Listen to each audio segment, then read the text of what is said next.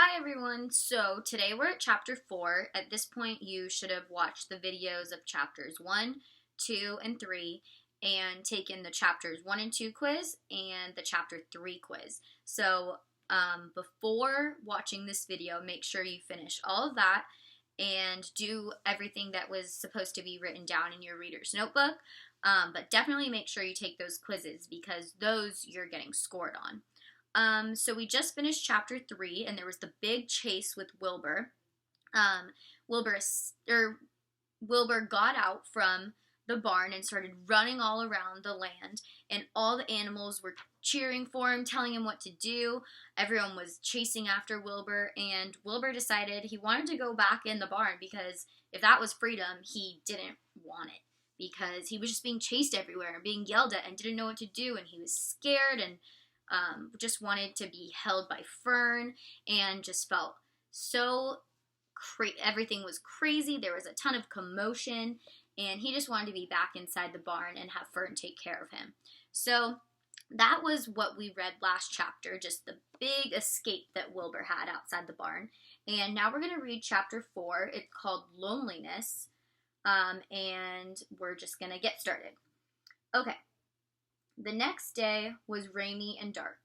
Rain fell on the roof of the barn and dripped steadily from the eaves. Rain fell in the barnyard and ran in crooked courses down into the lane where thistles and pigweed grew. Rain spattered against Mrs. Zuckerman's kitchen windows and came gushing out of the downspouts. Rain fell on the backs of the sheep as they grazed in the meadow. When the sheep tired of standing in the rain, they walked slowly up the lane and into the fold. Rain upset Wilbur's plans. Wilbur had planned to go out this day and dig a new hole in the yard. He had other plans too. His plans for the day went something like this. Breakfast at 6:30, skim milk, crusts, middlings, bits of donuts, wheat cakes with drops of maple syrup sticking to them, potato skins, leftover custard, pudding with raisins, and bits of shredded wheat. Breakfast would be finished at 7.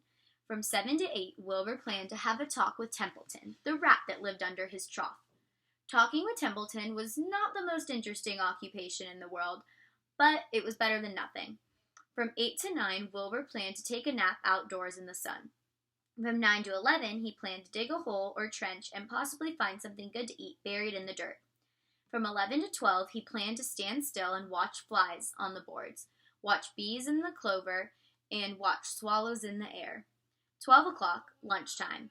Middlings, warm water, apple parings, meat gravy, carrot scrapings, meat scraps, stale hominy, and the wrapper off a package of cheese. Lunch would be over at 1. From 1 to 2, Wilbur planned to sleep. From 2 to 3, he planned to scratch itchy places by rubbing against the fence. From 3 to 4, he planned to stand perfectly still and think of what it was like to be alive, and to wait for Fern. At 4 would come supper. Skim milk, provender, leftover sandwich from Lurvy's lunchbox, prune skins, a morsel of this, a bit of that, fried potatoes, marmalade drippings, a little more of this, a little more of that, a piece of baked apple, a scrap of upside-down cake. So morsel, it says a morsel of this, a bit of that. Morsel means a small piece or a small amount of food, like a mouthful of food, a little morsel. Wilbur had gone to sleep thinking about these plans.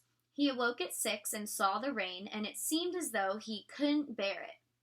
I get everything all beautifully planned out, and it has to go and rain, he said. For a while he stood gloomily indoors. Then he walked to the door and looked out. Drops of rain struck his face. His yard was cold and wet. His trough had an inch of rainwater in it. Templeton was nowhere to be seen. "Are you out there, Templeton?" called Wilbur. There was no answer. Suddenly, Wilbur felt lonely and friendless. One day, just like another, he groaned. "I'm very young, and I have no real friend here in the barn. It's going to rain all morning and all afternoon, and Fern won't come in such bad weather. Oh, honestly," and Wilbur was crying again, for the second time in 2 days. At 6:30, Wilbur heard the banging of a pail. Lurvy was standing outside in the rain, stirring up breakfast. "Come on, pig," said Lurvy. Wilbur did not budge. Lurvy dumped the slops, scraped the pail, and walked away. He noticed that something was wrong with the pig.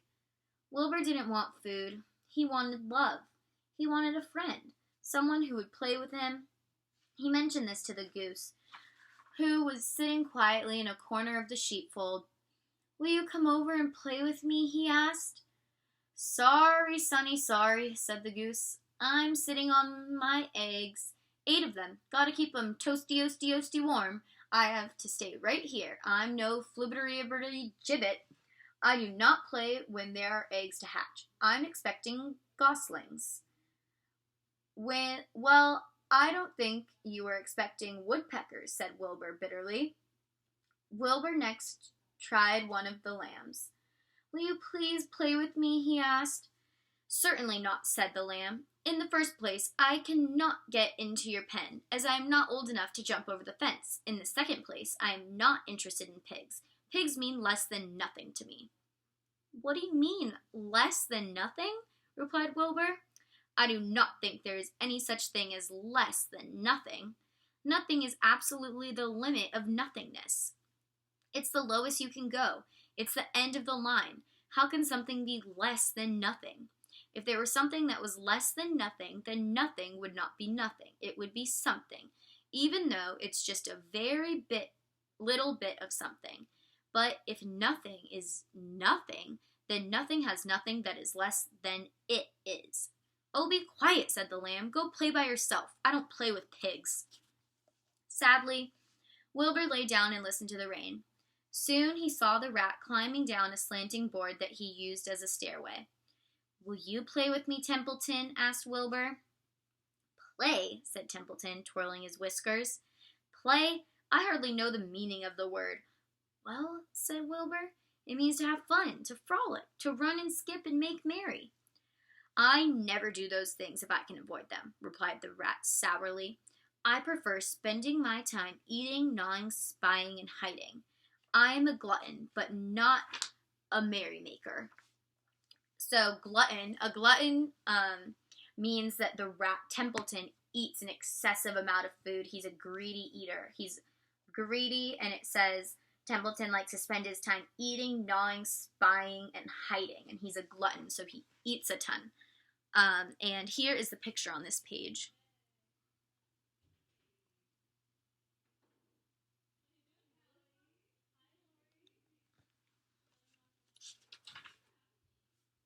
"Right now, I am on my way to your trough to eat your breakfast, since you haven't got sense enough to eat it yourself." And Templeton, the rat, crept stealthily along the wall and disappeared into a private tunnel that he had dug between the door and the trough in Wilbur's yard. Templeton was a crafty rat, and he had things pretty much his own way. The tunnel was an example of his skill and cunning. The tunnel enabled him to get from the barn to his hiding place under the pig trough without coming out into the open. He had tunnels and runways all over Mr. Zuckerman's farm and could get from one place to another without being seen. Usually he slept during the daytime and was abroad only after dark. Wilbur watched him disappear into his tunnel. In a moment he saw the rat's sharp nose poke out from underneath the wooden trough. Cautiously, Templeton pulled himself up over the edge of the trough. This was almost more than Wilbur could stand. On this dreary, rainy day, to see his breakfast being eaten by somebody else. He knew Templeton was getting soaked out there in the pouring rain, but even that didn't comfort him. Friendless, dejected, and hungry, he threw himself down in the manure and sobbed. Late that afternoon, Lurvy went to Mr. Zuckerman. "I think there's something wrong with that pig of yours. He hasn't touched his food." "Give him 2 spoonfuls of sulfur and a little molasses," said Mr. Zuckerman. Wilbur couldn't believe what was happening to him when Lurvy caught him and forced the medicine down his throat. This was certainly the worst day of his life. He didn't know whether he could endure the awful loneliness any more. Darkness settled over everything. Soon there were only shadows and noises of the sheep chewing their cuds, and occasionally the rattle of cow chain up overhead. You can imagine Wilbur's surprise when out of the darkness came a small voice he had never heard before. It sounded rather thin, but pleasant. Do you want a friend, Wilbur? It said. I'll be a friend to you. I've watched you all day, and I like you. But I can't see you, said Wilbur, jumping to his feet. Where are you? And who are you? I'm right up here, said the voice. Go to sleep. You'll see me in the morning. So, what I want you to do for chapter 4, we're going to just do something short since chapter 3 you kind of had to do a lot of work. And there's not going to be a quiz until after chapter 5 is over, and it's going to be a chapter 4 and 5 quiz. So in your reader's notebook, I want you to write down what your prediction is, what you think is going to happen. Who is this character that's talking to Wilbur? Maybe you can write what kind of animal you think it is, or just any prediction. Do you think Wilbur's going to make a friend? Do you think Wilbur's going to come out of this sadness and loneliness? He was really sad this whole chapter. We really got to see that Wilbur is lonely, just like a lot of characters that we've read in our other books. So do you think that Wilbur's going to make a friend? Who is this friend? Where's this voice coming from? Just write 1 or 2 sentences of your prediction of what you think is going to happen in the next chapter. And that's all you have to do for chapter 4. Just write that in your reader's notebook.